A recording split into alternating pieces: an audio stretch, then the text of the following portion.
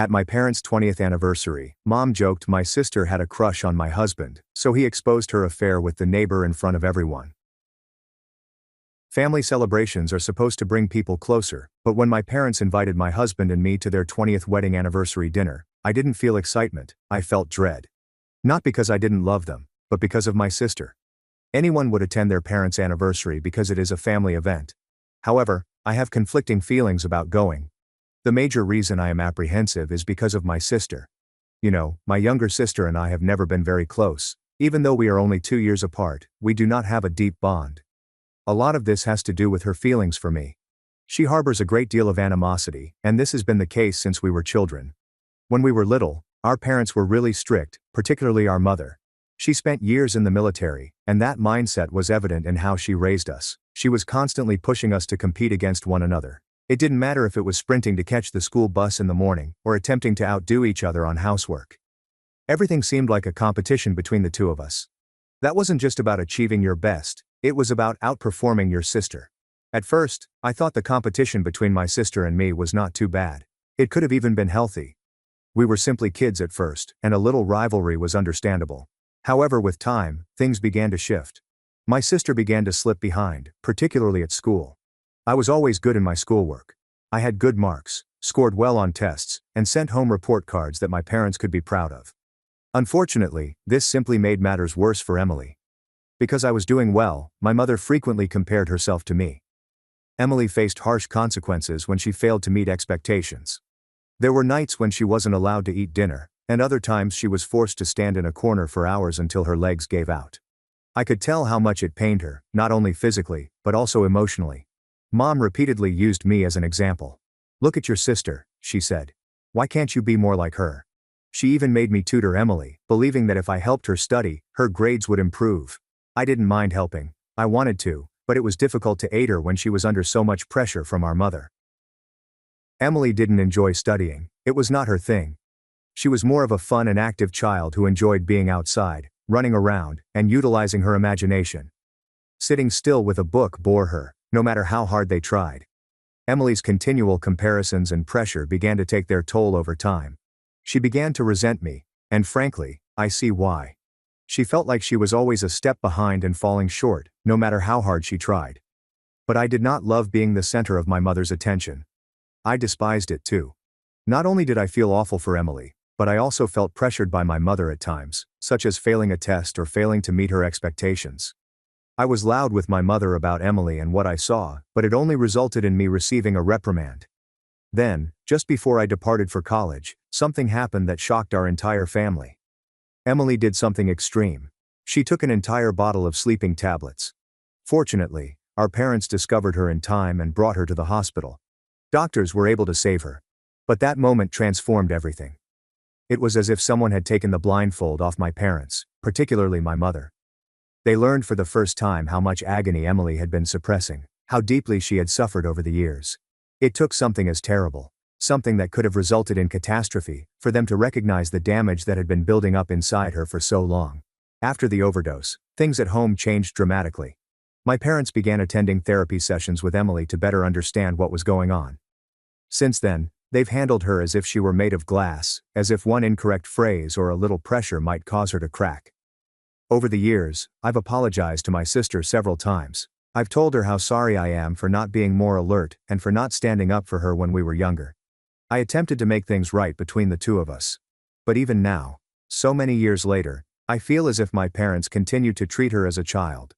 They're overcompensating for all the trauma they caused her. And I do not think that is a good thing. After high school, when my mother wanted Emily to attend college, my sister threatened suicide again, claiming she couldn't live away from home and didn't need a higher education, so she never got a steady, well-paying job because she didn't have a degree or even high grades. Even when she does acquire a job, she has difficulties retaining it. She eventually loses her job, whether because she misses too much work or clashes with her coworkers. It's like a recurring pattern. My sister still lives at home, does not pay rent, and relies on our parents for everything. Food, bills, daily necessities, you name it. To be clear, my sister does not now have any documented mental illnesses, other than the despair she experienced back then. She attends therapy on occasion, and is now doing well. She is functional. She isn't struggling as much as she formerly did. She actually hangs out with a group of friends. They usually party. It's not exactly a healthy crowd, but at least she's not alone. The only thing is that she does everything with her parents' money. That, I believe, is the most frustrating aspect for me. My parents never pushed, challenged, or asked her to accept responsibility. They are terrified. And I get it. They are terrified of pushing her too hard and having her do something dramatic again. She is fully aware of this. She understands just how to take advantage of that fear. Sometimes it appears that she takes advantage of it. So when they asked me to contribute money to help with their everyday expenditures, I had to decline. I know they are retired and do not have the same income as before. And since Emily does not contribute anything, it is evident that their funds will not go very far. But I can't keep sending them money every month to help when my sister lives as if she doesn't care about anything. Furthermore, there have been other circumstances, which I will discuss later, that have made it impossible for me to send them money. My hubby now understands my entire family history. He cannot stand my sister. And it's not only because she's my parents' deadbeat daughter. She's also made him uncomfortable on multiple occasions. You see, Emily is constantly flirting with my husband. She has been overly friendly towards him since the day she met him. She attempts to get close to him and even makes indecent suggestions. She justifies her actions by claiming to be lighthearted or nice. When I call her out on it, she downplays it, laughs, and acts as if it's a joke. What makes it much worse is how my parents react to these situations, including the one I discussed earlier. They do not recognize it for what it truly is. Instead of putting Emily in her place or supporting me, they simply reject it. They claim it's simply an innocent crush, like some foolish kid thing. They occasionally make subtle comments that appear to encourage her. For example, when my husband first met my parents, we all sat together and chatted. My mom suddenly said to my husband, who was only my boyfriend at the time, something like, "You are really funny. You know, you'd actually make a much better match for my other daughter Emily. You two have the same kind of humor." My father then weighed in, agreeing with her. He said to my husband, "Yeah, Emily is really funny. Someone like her would probably be more fun for you." Because my husband and I were taken aback by their comments at first, we assumed they were kidding and tried to laugh it off. But throughout the years, my parents have often mentioned that my husband would have been a better fit for my sister. It's like a repeating motif that they've never let go of. They've repeatedly said, "He's so much more like Emily," or commented on how my husband and Emily had such similar personalities, as if this indicated he chose the wrong kid. Even on our wedding day, shortly before the ceremony, my mother grabbed my husband aside and asked him, "Are you sure you want to marry Marisol?" It was as if she was giving my husband one more chance to back out, hoping he would change his mind and leave. Can you imagine how devastating it was to hear that on our wedding day? I had a huge argument with my parents about it and cut them out of my life at the time. However, they eventually apologized and promised never to speak to my husband in that way again. However, for my sister's subsequent birthday, they went out of their way to have my spouse stand close to her for photos or recordings. My husband simply said no, and we left before the cake was sliced. We knew our parents were not going to change and that this would continue. Following that, my mom attempted to rationalize it by claiming, "My sister has never had a boyfriend, so she's just got a crush on my husband, because he's so handsome, and she likes being around him. That maybe being around him more will help her set a goal to become better and get someone like him for herself." My father is not doing any better. He said things like, "What's the harm in standing next to her for a picture if it makes your sister happy?" We stopped going to family gatherings that included my sister. No birthdays, no parties, nothing. We have fully removed ourselves. My husband and I both stopped visiting our parents. However, my mother urges that we attend this time since she has invited all of my relatives and extended family and does not want me to miss out because people may start asking questions. But I already know what's going to happen because my sister will be there, and neither of us, particularly my husband, wants to go. While that bothers me, I wouldn't have married him if I knew he'd leave me for that loser. It's simply disrespect towards me. However, my husband is uneasy, so we are prioritizing his decision. I wouldn't mind seeing distant relatives who I haven't seen in a long. But none of this is worth it. I'm not writing to ask if I should go, but rather to tell you about my family and get this off my chest, as the invitation has made me reflect on my childhood experiences. Update 1. First, I'd want to thank everyone who responded on my post. With so many posts out there, I assumed no one would read it. My husband mentioned something to me after thinking about my parents' invitation, which prompted me to consider. He argues that if we don't go, my parents will have to come up with an excuse for why I won't be there for their anniversary, and it won't look good. He thinks we should go. And if my sister steps out of line, it will be an excellent opportunity to put them in their place in front of everyone. They would have no reason to tell relatives or friends a different tale later. I am not suggesting that is a bad idea for my spouse, but I am considering it since it may go horribly wrong. Update 2.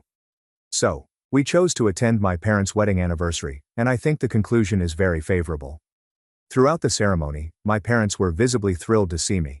My mother hugged me and told me she didn't expect me to arrive and was relieved that I did. I simply nodded and smiled. Everything was going fine until dinner. We were all sitting at the table catching up and making light chat. Then one of my aunts casually said that all of my cousins were already married or in relationships, with the exception of my sister Emily. She chuckled slightly and asked her, half-jokingly, why she was still unmarried, and whether she was dating someone she wanted to marry soon. My sister simply smiled awkwardly and blushed, as if she were trying to hide something. And then one of the cousins playfully cried, "Come on, Emily, spill. Do you have someone hidden away somewhere?" That's when my mom, without skipping a beat, stated loudly, "Oh, I don't know if she has a boyfriend, but she's got a big crush on her sister's husband." She pointed to my husband and laughed like a 5-year-old girl with a crush on her teacher. My father joined in the laughs and laughed even more. I glared at my mother from where I stood, but she didn't notice.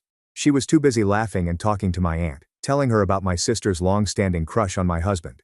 Then, as if that wasn't enough, my aunt turned to my husband and asked him loudly and carelessly, "Do you have any brothers or cousins Emily could date?" Perhaps some of the family chuckled when they heard this. My sister merely stood there, blushing and smiled softly. She did not attempt to stop my parents. She did not attempt to alter the subject. She simply stood there, absorbing the attention as if it were a compliment. I felt heat rise in my face, but I calmed down because we had planned for this. I planned to speak something loud enough for everyone to hear. I wasn't going to wait for a text from a somewhat deaf cousin the next day wondering why I had degraded my parents. I turned to my mother and yelled, "How dare you talk about my husband like this?" The entire table fell silent and began listening. I said to them, "You promised me, both of you, that you wouldn't cross this line again. You swore you would respect our boundaries and stop putting us in awkward situations. But here we are again. You're laughing about my sister having a crush on my husband. You find it funny because you're just as idiotic as she is." Then I addressed the rest of the table, my cousins, aunts and uncles, and said, "Let me ask you a question. How many of you think it's okay for someone to openly say they have a crush on their own sibling's partner, and for the whole family to laugh about it like it's a comedy scene? Do you really think this is normal?" Suddenly, no one had an answer. Then I turned toward my sister. I just let it out. "You've been acting like a pervert towards my husband for years. You flirt with him every time we're together. You send him text messages late at night, even though he's never responded and has begged you to stop. You attempt to stand too near to him. And you touch him when he's visibly uncomfortable. And you act like it's all a joke." My sister's face dropped instantly. I looked around the table and asked, "And you all think this is funny? Do you really think it's okay for someone to act like this towards their sister's husband?" I turned to my parents and asked them, "And you too? How many times have you made comments about how my husband and Emily would make a great couple? You've been doing this for years. You even said things like that on our wedding day. Do you realize how sick that is? How incredibly disrespectful it is, not just to me, but to my husband?" Everyone remained utterly silent. I was also upset with my aunt for agreeing to my mother's joke. I stared her straight in the eye and inquired, "Would you ever say these kinds of things about your own daughter's partner? Would you tell your son-in-law he'd be a better match for someone else in the family? Would you let your daughter act like this towards someone else's husband?" She looked astonished before slowly shaking her head. "Exactly. That's what I damn well thought. So why is it okay when my parents do it to me?" My father looked like he was going to explode. His face was flushed, his palm tightened on the table, but I urged him, "Don't you dare say anything. Don't even try. I think Mom and your sister have excellent chemistry. Maybe they should be together too. Nothing. Just a thought. Always honest, right?" Naturally, he was furious after that. My mother, on the other hand, began to panic. She attempted to dismiss the incident in a trembling voice, claiming, "I didn't mean anything by it. Come on, it's not a big deal, it's just an innocent crush. We've always joked like that about your husband and Emily. I'm sorry, but it really is funny. And I wasn't trying to offend anyone." That's when my spouse, who had also practiced his part, approached my mother. "Oh, I get it. Since everything is a joke to you, I guess cheating on your husband years ago was just fun too, right?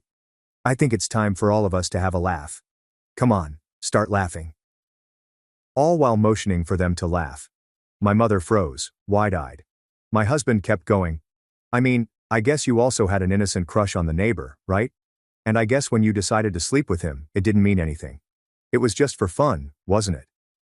What my spouse had said was entirely correct. This was an unpleasant little secret they'd held for years, hidden from everyone. My mother once cheated on my father with a neighbor, and when he discovered it, she begged him not to leave. He just stayed with me and my sister. He appeared to have forgiven her, or at least moved on. But my husband knows the truth since I told him. He has kept it a secret for many years. But before we went to supper, he asked whether it was okay for him to use all of this to defend himself. And my response was, "You are free to use any ammunition you want." My mother recovered from her disbelief and immediately began cursing at my husband. She wasn't joking anymore. She yelled at my husband, saying he had no right to toss something in her face and had crossed the line. My father also defended my mother, describing my spouse as disrespectful and extremely low, but I was also planning to defend my husband. And I told them, "You crossed the line the moment you turned my husband into the punchline of your weird jokes. The moment you kept defending Emily like she was a harmless child when she has been making my husband uncomfortable for years. It's pretty creepy that a big girl like Emily has a crush on her brother-in-law. She's not a kid. She's a damn grown semi-functional adult who should become completely functional with a wake-up call. I don't know, maybe a kick in the pan." My mother began crying in front of everyone in an attempt to win sympathy points, as if she were the victim now, because here was a bad daughter, me, yelling at her and telling her some truths.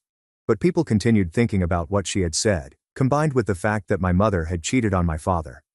Finally, Emily opened her mouth, yelling at me for spoiling the celebration. "You always act like you're the victim," I told her. "None of this would be happening if you hadn't started it. You sat there like a seal, waiting for its fish, while you let Mom announce your crush on my husband like it was a joke. You didn't say a word to stop it. You blushed like a schoolgirl watching the quarterback walk through the halls. All that was missing was you twirling your hair with your fingers. Are you mad at me? Well, damn right, because your anger matters less than nothing to me." She responded, "Oh, please. You always act like the victim. Nobody said anything that bad." While my parents and Emily continued to fight and blame each other, my husband and I decided to leave.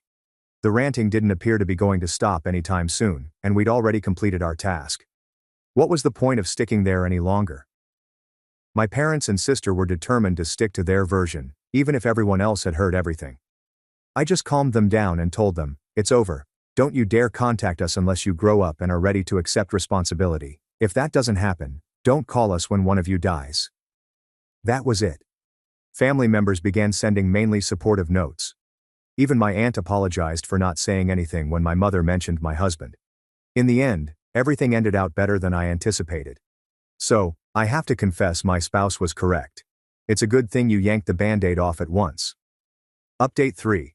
Everything has been uncomfortably silent. I do not know, I expected to receive more calls from my folks. Only a couple of calls went to voicemail, but as far as I know, they are so humiliated that they don't want to say anything that will aggravate the situation. I listened to their messages, and they are quite calm compared to how we left the house the other day. I got it. They are scared we may explode again and reveal more secrets, but I believe we have said everything. We have not held anything back. Sure, we could have phrased it differently, but in the moment, that's how it came out. For example, my husband intended to remark, "My sister was a loser." He would never consider dating, but in the heat of the moment, he forgot and only remembered what was important. Talking about my mother's infidelity. Looking back, I believe the evening was positive. We had to stop at a fast food restaurant after leaving because we hadn't eaten much all night, but we had a fantastic time discussing it over some burgers and fries. Update 4. Almost 6 months have passed since my last update, and there are a few things worth addressing. First and foremost, despite breaking off all contact with my sister and repeatedly warning her, Emily has sent weird and unwanted love letters to my husband. Even when we threatened to involve the police, she didn't seem to care. We needed to take more action later.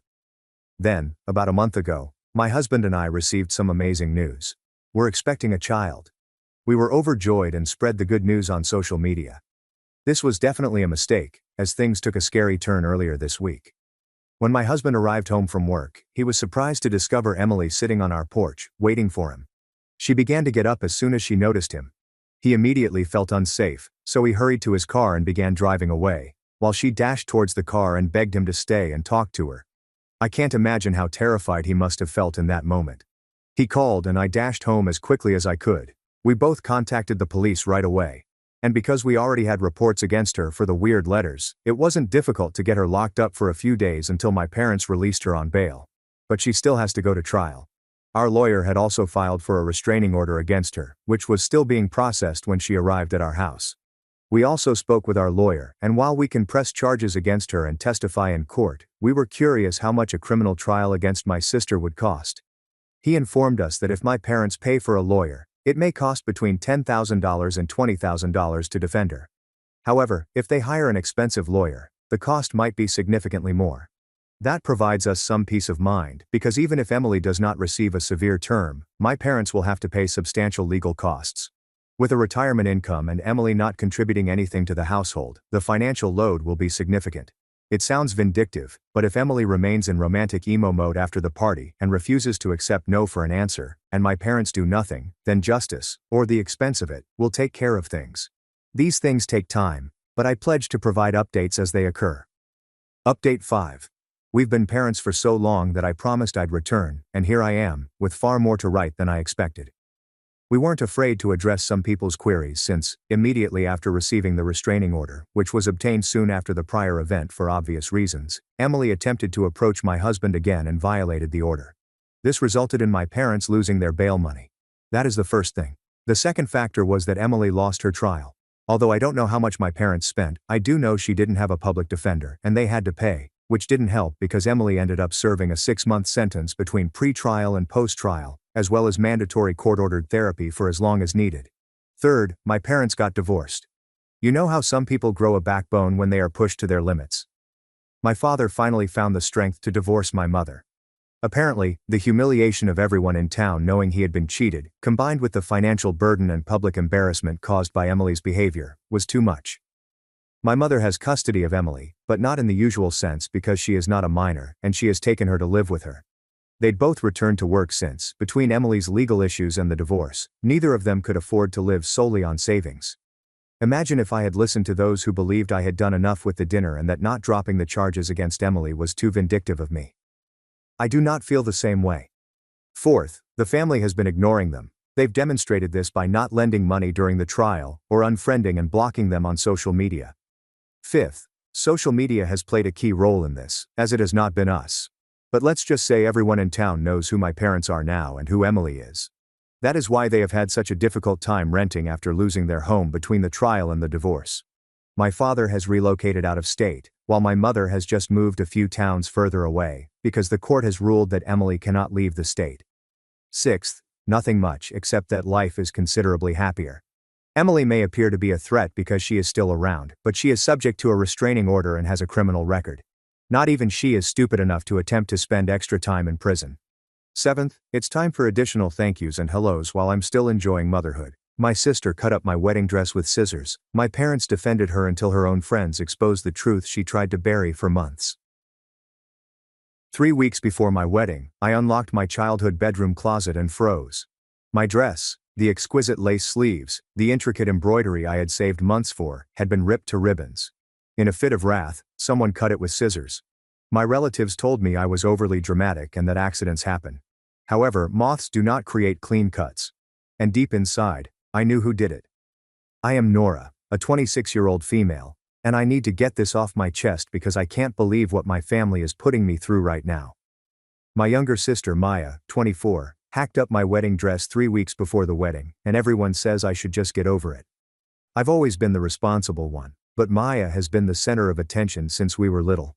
My parents, Robert, 53, and Helen, 50, have always made excuses for her actions. When we were growing up, if something went wrong, they would find a way to blame me or make it appear that I was overreacting. When I was 13 and Maya was 11, she ruined an art piece I had been working on for weeks. It was for a school competition, and I had spent hours working on it every day after school. She knocked it over while fleeing through the home, causing it to shatter. Instead of making her apologize or face the consequences, my mother informed me that accidents happen and that I should have stored it somewhere safer. Maya never even apologized. When I was 15, Maya went into my room and stole my cash from babysitting local kids. She spent the money on makeup and clothing. When I found out and confronted her, she cried to our parents. They forced me to split my remaining funds with her since she felt bad that she didn't have as much money as me. They suggested I was being greedy by not sharing with my younger sister. This tendency remained consistent throughout high school. Maya would do something wrong, and I would try to correct it, but our parents would flip it around on me. They claimed I was too hard on her, or that I should be more understanding because she was younger. My father rarely got involved in such instances. He'd sit calmly as my mother defended Maya and chastised me. When I was 18, I moved away for college and rarely returned home except for major holidays. I concentrated on my academics while working part-time to support myself. I graduated with an accounting degree and found work at a small firm. I met my fiancé, Lucas, a 30-year-old male, at work 2 years ago. He is courteous and respectful of me, which is something I had never seen in my family. Lucas proposed last year, and we have scheduled our wedding for October of this year. I was thrilled to have something positive to focus on. I found a lovely vintage garment at a downtown boutique. It was pricey, but I had saved for months to get it. The outfit had beautiful lace sleeves and intricate beadwork. It was ideal, and I felt stunning when I put it on. I kept the outfit in my childhood bedroom at my parents' house because their closet had more space and climate control than my cramped apartment. This proved to be a tremendous error. I should have kept it in my apartment, regardless of how crowded it was. 3 months ago, Maya began dating a new man named Adrian, who is 27 years old. She grew enamored with him and regularly discussed marriage, despite the fact that they had only been together for a short time. She continued indicating that she wanted to be engaged soon. Adrian seems decent enough, but he wasn't prepared for that kind of commitment. Adrian and Maya split up 2 months ago. She was upset, crying for weeks and phoning him regularly. She stayed at our parents' place at this period, and they treated her like a baby. They brought her meals to bed and allowed her skip work for a week. They acted as if she had been through a great tragedy rather than a typical split. During this time, I was preoccupied with wedding preparation and work.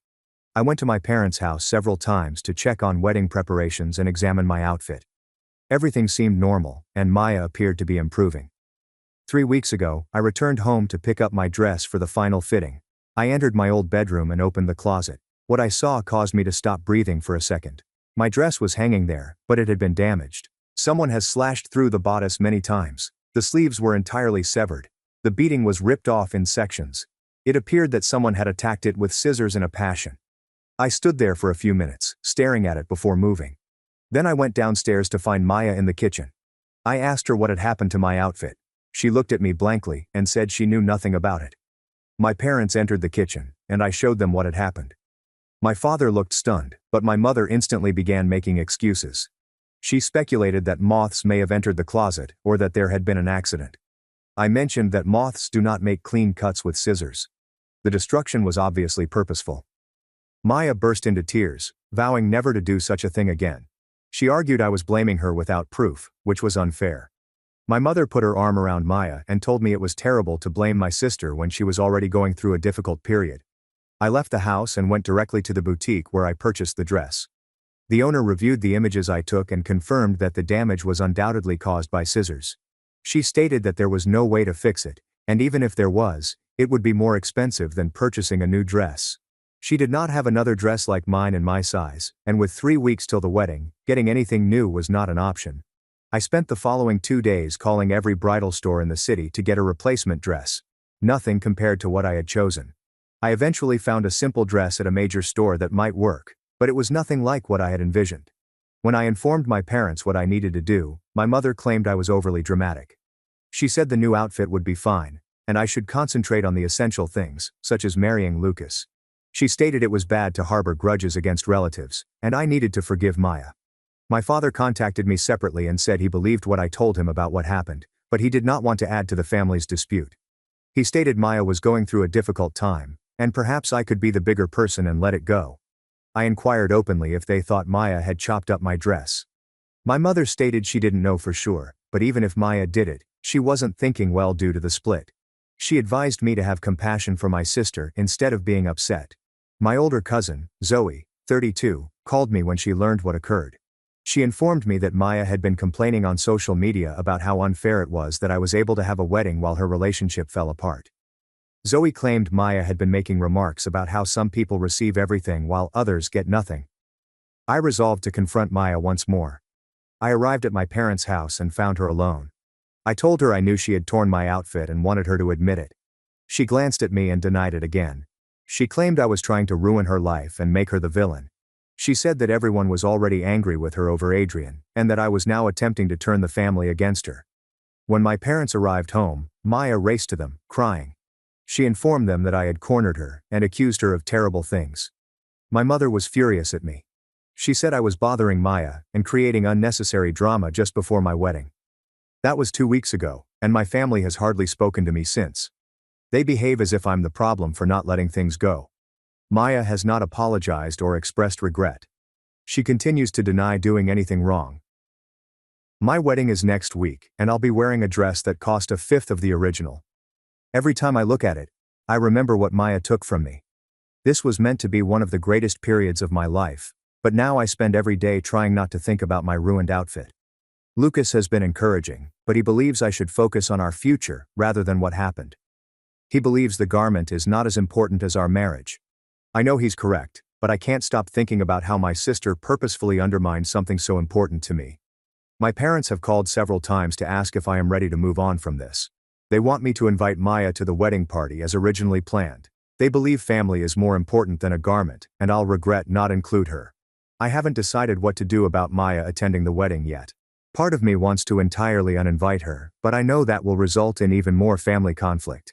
The other part of me wants to pretend nothing occurred so that I can have a relaxing wedding day. I understand that this is little in comparison to other family issues, but I can't get over how purposeful this was. Maya understood how much the dress meant to me, but she destroyed it anyhow. Then she lied about it, and my parents blamed me for being furious. Is it terrible that I do not want to forgive her? Should I just let it go and include her at my wedding as if nothing had happened? I really don't know what the appropriate thing to do anymore. Update 1. I wanted to update everyone on what transpired with my wedding and my sister's issue. Thank you to everyone who responded to my first post. Reading your replies helped me know that I wasn't overreacting to what Maya did. My wedding was last Saturday, and it was stunning despite all that transpired. Lucas and I had a fantastic day, and I tried to focus on enjoying our marriage rather than worrying about the clothing problem. The dress I ended up with looked fine, and most people were unaware of the previous clothing drama. I allowed Maya to attend the wedding, but I did not include her in the wedding party. My parents were upset about this, but they didn't push too hard because the wedding was so soon. Maya showed up and behaved normally throughout the ceremony and reception. She even complimented Lucas and me and appeared to be truly happy for us. For a few days following the wedding, I hoped we could get past what had transpired. Perhaps my parents were correct, and I should focus on family peace rather than harboring resentment over the garment. Then something occurred that altered everything. 3 days after the wedding, I was at my parents' house, collecting wedding gifts that had been delivered there. Maya was not at home, and my parents were out conducting errands. I walked up to my old room to retrieve a few items I had left behind. While packing, I knocked over a box under the bed. Some papers and images were scattered around the floor. As I was picking them up, I noticed something that made my stomach drop. There were printed screenshots from social media posts. Not just any posts, but those from a private group in which Maya and some of her friends participated. The posts date from about a month before my wedding, right around the time my dress was destroyed. In these posts, Maya mentioned my wedding. She wrote about how unfair it was for me to have this lovely wedding after her relationship with Adrian ended. She stated, "I always got everything I wanted, while she got nothing." She discussed how our parents constantly complimented me for being responsible and successful, while she was viewed as a failure. However, the worst thing was what she wrote about my clothes. She claimed she saw it hanging in the closet, and it made her sick to look at it. She claimed it symbolized everything wrong with our family dynamic. She said that I didn't deserve to have anything so wonderful while her life was falling apart. One of her pals answered, asking what she planned to do about it. Maya wrote back, saying she was weary of being the kind sister who never fought back. She said that it was time for me to experience some disappointment for once. The screenshots were taken 2 days before my garment was destroyed. I sat on my bedroom floor, staring at these documents, for who knows how long. This was confirmation that Maya had intended to destroy my clothing. She hadn't done it in an emotional breakdown, as my parents had claimed. She had considered it and decided to do it carefully. I snapped images of all the screenshots with my phone and then returned the papers to the box.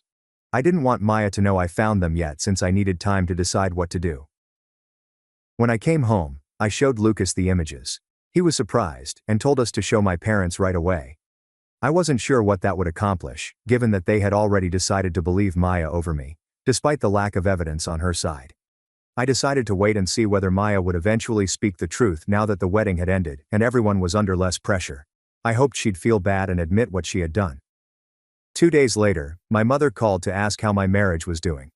During the conversation, she mentioned the outfit dilemma again. She said she was delighted I didn't let it spoil my wedding and hoped I'd be able to forgive Maya soon. She said that harboring animosity was unhealthy and that family bonds were more essential than worldly possessions. I asked her directly if she had ever considered that Maya might be lying about not ruining the clothing. My mother became quiet for a minute before saying she couldn't believe Maya would do something so terrible. She stated that even if Maya did it, she was probably not thinking straight due to her separation. That exchange made me realize that my parents would continue to make excuses for Maya, regardless of the proof I offered. They had already determined that maintaining peace with Maya was more essential than admitting what she had done to me. I called my cousin Zoe to tell her about the screenshots I discovered. She wasn't surprised, saying she knew Maya was behind the garment damage from the start. Zoe claimed she had noticed Maya make disparaging remarks about my wedding plans for months before to the incident. Zoe also told me something I did not know. Apparently Maya had been telling folks that I was being a bridezilla about my wedding and placing unreasonable demands on my family. She had painted herself as the victim of my alleged problematic behavior. This made me realize that Maya had been trying to undermine me for months, not just when she ruined my outfit. She had been crafting a narrative that would make people sympathetic to her yet critical of me. Yesterday, I resolved to approach my family with the proof. I called my parents and requested to meet with them and Maya together. I mentioned that I had something essential to say concerning the wedding dress matter. We met at my folks' home yesterday afternoon. I brought printed copies of the screenshots and arranged them on the kitchen table. I explained how I discovered them and what they revealed about Maya's intentions. When Maya looked at the documents, her face turned white. She claimed that the screenshots were false or taken out of context. She claimed I was attempting to frame her and harm her reputation. My parents appeared uneasy as they went through the posts. My father seemed genuinely surprised and unhappy. My mother continued shaking her head, saying she couldn't believe Maya would write such things. Despite this proof, my mother attempted to minimize what Maya had done. She claimed that the posts indicated that Maya was in a severe mental state and was not thinking straight. She stated that while ruining the outfit was wrong, it was done out of grief rather than malice. Maya started crying and apologized for creating those articles, but she never truly ruined my garment. She claimed she was merely venting her anger online, and someone else must have ripped up the clothing. I pointed out that the timing of her posts corresponded closely to when my outfit was destroyed. I claimed it was too coincidental that she wrote about wanting me to be disappointed, and then my clothing was suddenly ruined 2 days later. My father finally spoke up, saying he believed Maya should accept responsibility for what she had done. He claimed the evidence was plain, and that continuing to deny it was simply making matters worse. This made Maya weep harder, and my mother became defensive. She claimed we were ganging up on Maya and being unfair. She remarked that even if Maya destroyed the outfit, I should forgive her because she was family. For more than an hour, the conversation went in circles. Maya refused to confess what she did, and my mother continued to make excuses for her behavior. My father seemed to be split between demanding justice and keeping the family at peace. Finally, I told them that I couldn't keep having a relationship with Maya if she kept lying about what she'd done. I also stated that I could not respect my parents' decision to choose Maya's comfort over keeping her responsibility for her behavior. I left the house and haven't communicated with any of them since. Lucas believes I made the correct decision, but he is concerned that I will lose my entire family as a result of this circumstance. I'm not sure what happens next. Part of me hopes that viewing the proof will help my parents understand how mistaken they have been about Maya. But I am not waiting for that to happen. Update 2. I've received a lot of messages requesting for another update, so I wanted to let everyone know what's happened since my last post. After I showed my family the screenshots confirming that Maya wrecked my wedding dress, I didn't hear from them for approximately 2 weeks. I wondered if they needed time to assimilate what they'd learnt and figure out how to proceed. Then my father called me. He stated he had thought about everything and agreed with me on what Maya done. He expressed disappointment in her for lying, as well as my mother's continued justifications. My father told me that he had tried to discuss the problem with my mother and Maya several times since our encounter. My mother said that even if Maya damaged the clothing, I should forgive her and go forward. Maya continued to deny having done anything wrong. He stated that he was tired of being dishonest and wants to find a way to make amends with me. He asked if I'd be prepared to meet with him alone so we could discuss without my mother and Maya around. I promised to meet him for coffee last week. When I arrived, he appeared fatigued and older than I remembered. He apologized for not advocating for me more over the years. He stated that he had always known that my mother favored Maya, but he had avoided confronting her because he did not want to generate strife. He told me that after seeing the screenshots, he realized how much damage had been done by constantly prioritizing Maya's sentiments. He expressed pride in how I had built my own life and marriage while receiving little support from family. My father also told me something I had never known before. Apparently Maya has done something similar before. When we were teenagers, she purposefully broke things that belonged to me, but my parents never told me they knew she was to blame. He added that when I was 17, Maya deleted all of the images on my phone because she was upset with me over something. They discovered she'd done it but chose not to tell me because they believed it would cause too much controversy in the family. Learning about this made me understand that my parents had been hiding Maya's conduct for years. They had led me to believe I was insane or overreacting, but in reality, they knew she was targeting me on purpose. My father stated that he regretted not being more honest with me sooner. He expressed a desire to have a relationship with me that was distinct from the situation with my mother and Maya. He asked if we could start meeting more regularly so that we could restore our relationship. I told him I appreciated his apologies, but I wanted to consider what type of relationship we might have going ahead. I expressed my disappointment that he had led me to believe I was mistaken about Maya for so long, despite knowing the truth. A few days later, something unexpected happened. My Aunt Diane, 49, my mother's sister, contacted me. She stated that she had learned about the wedding dress dilemma from other family members and wanted me to know that she supported me. Diane informed me she had always noticed how differently my parents handled Maya and me. She stated she had wanted to say something throughout the years, but she did not believe it was her place to interfere with how my parents raised their children. She stated that when she heard about the outfit being ruined and my parents' reaction, she realized she couldn't remain silent any longer. She called my mother and told her she was wrong to continue making excuses for Maya's actions. According to Diane, my mother became extremely defensive during their chat. My mother told me that I was being overly passionate about a clothing and that family loyalty should take precedence above financial possessions. She said Diane didn't grasp the situation because she didn't have children of her own. Diane claimed she warned my mother that burning someone's wedding dress was a serious error, and lying about it made matters worse. She stated my mother hung up on her and they hadn't spoken since. Diane also informed me that other family members had started discussing the problem. Apparently, word had spread about the screenshots, and numerous relatives questioned how my parents handled the situation.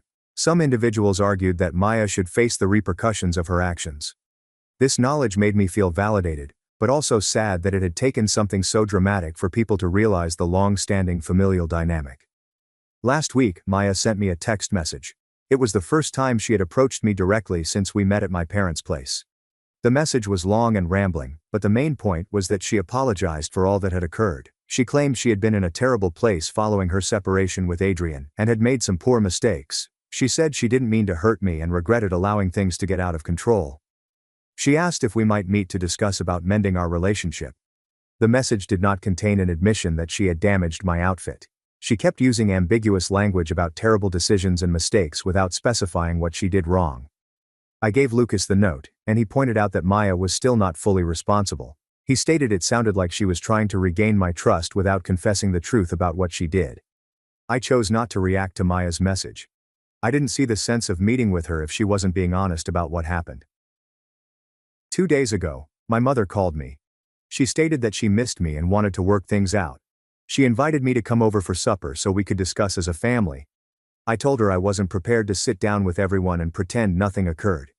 I stated that until Maya recognized what she did and my mother stopped making excuses for her, I didn't see how we could go. My mother felt I was difficult and unreasonable. She told me that Maya had given me an apologetic message and I should take it and move on. She claimed keeping grudges was unhealthy and I was harming the entire family by remaining furious. I reminded her that Maya's statement was not an apology because she had yet to admit what she had done wrong.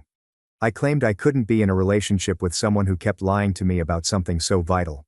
My mother closed the debate by declaring that I chose to destroy our family over a dress.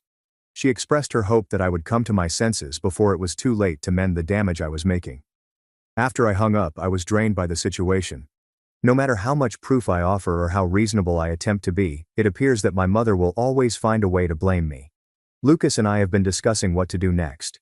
He believes I should stay away from my family until they are ready to acknowledge what happened. He claims I have tried to be fair and reasonable, but they are not willing to meet me halfway. I'm starting to think he's right. I can't keep having the same conversations with folks who refuse to see the reality. Continuing to cope with this drama has a negative impact on my mental health and marriage. I haven't made any final decisions yet, but I'm thinking of taking an extended vacation from communicating with my mother and Maya. My father and I still chat occasionally, and the relationship may be salvageable, but I'm not sure about the rest of my family. Update 3. I wanted to provide one final update to let everyone know how the matter has unfolded. After my last post, I decided to cut off all communication with my mother and Maya. I was weary of having the same chats over and again without making any progress. My father and I spoke periodically, but I stopped replying to texts from anyone else in my family. For nearly a month, everything was quiet. Lucas and I focused on adjusting to married life, and I began to feel less anxious without the regular family conflict. I was beginning to wonder if severing contact was the best option for my well-being. Then 3 weeks ago, something happened that changed everything. My cousin Zoe called to tell me about Maya. Maya had apparently started dating a new person named Ethan, a 26-year-old male. Even though they had only been dating for a few weeks, Maya was already discussing marriage and plans for the future, according to Zoe. Zoe claimed that Maya had been continually posting on social media about how happy she was and how Ethan was the ideal man for her. She was acting as if her relationship with Ethan demonstrated that she had moved on from the drama with Adrian and our family. But then Ethan learned what Maya had done to my wedding outfit. Zoe learned from other family members that Ethan had met some of Maya's friends at a party. These were the same friends that were in the private social media group where Maya expressed her desire to disrupt my wedding. One of these acquaintances related the wedding dress event to Ethan, assuming he was already aware of it. When Ethan questioned Maya about it later, she told him the same lie she had told everyone else. She had nothing to do with trashing my outfit. But Ethan was fascinated about the situation and asked further inquiries. Eventually, someone showed him photos of Maya's social media posts proving she had planned to undermine my wedding. When Ethan presented Maya with this evidence, she eventually broke down and revealed what she had done. She told him she cut up my outfit because she was jealous of my happiness and wanted me to be disappointed. Ethan was evidently shocked by Maya's actions and much more troubled by the fact that she had been lying about them for months. He informed her he couldn't be with someone who would intentionally harm a family member and then lie about it. He broke up with Maya the following day.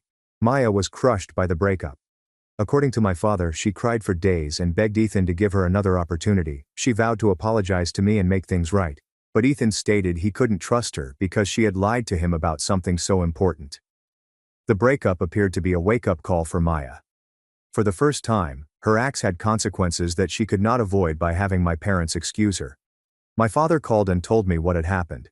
He explained that Maya had finally revealed to him and my mother that she had damaged my garment. She had admitted everything, even how she had planned it ahead of time and then lied about it for months. According to my father, Maya's confession astounded my mother.